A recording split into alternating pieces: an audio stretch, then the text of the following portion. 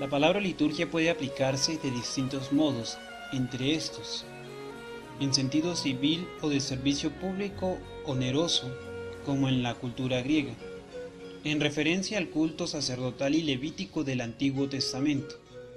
En sentido de culto espiritual, San Pablo usa la palabra liturgia para referirse tanto al ministerio de la evangelización como a la fe como obsequio dado a los creyentes. En sentido de culto comunitario cristiano, mientras estaban celebrando el culto del Señor y ayunando, dijo el Espíritu Santo.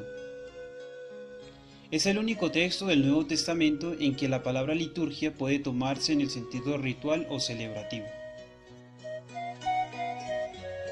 A pesar de que Jesús durante su ministerio no prescribió a sus apóstoles, ni siquiera practicó él mismo ninguna de las reglas del culto exterior que ha caracterizado el cristianismo como religión, en las posteriores confesiones de fe en el Señor resucitado y con la fuerza del Espíritu Santo, ya se celebraban acciones cultuales. Pero los evangelios inspiran a buscar el fundamento y los inicios de las prácticas litúrgicas cristianas en la vida pública de Jesús.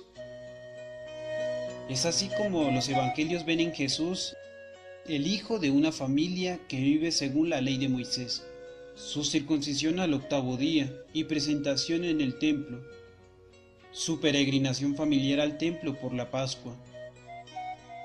Al comenzar la actividad pública se hace bautizar por Juan, enseña en las sinagogas y participa activamente en el culto sinagogal.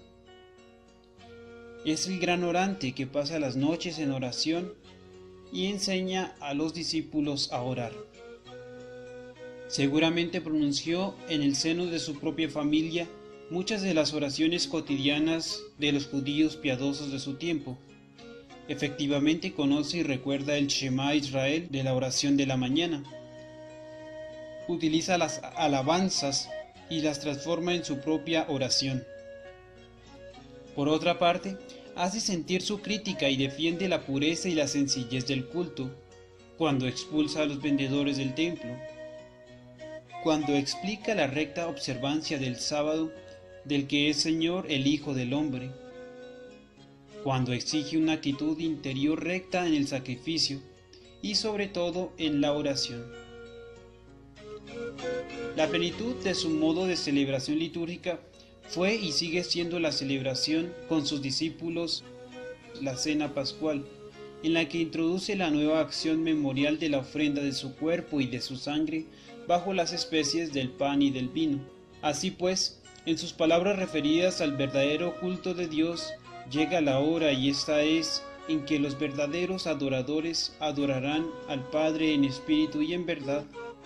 Se interpreta la explícita institución de acciones cultuales, el mandato de bautizar y el encargo de celebrar la cena. Haced esto en recuerdo mío.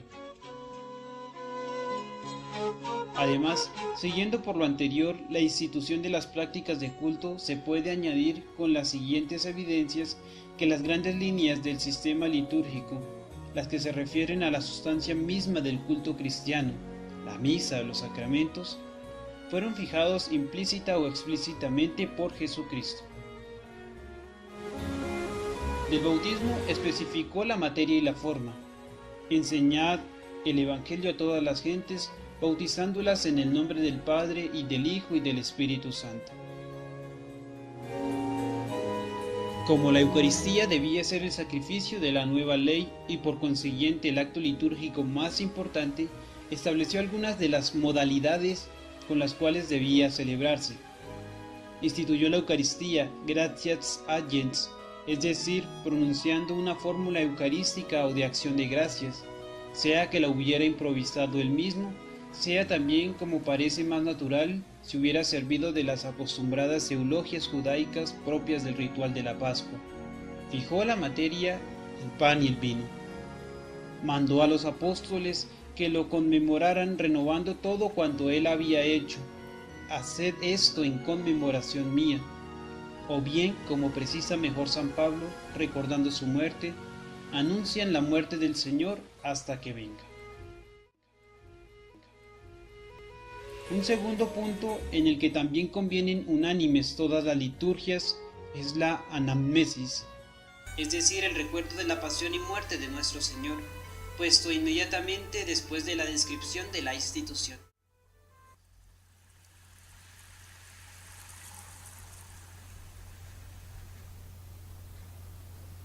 Created using Powtoon.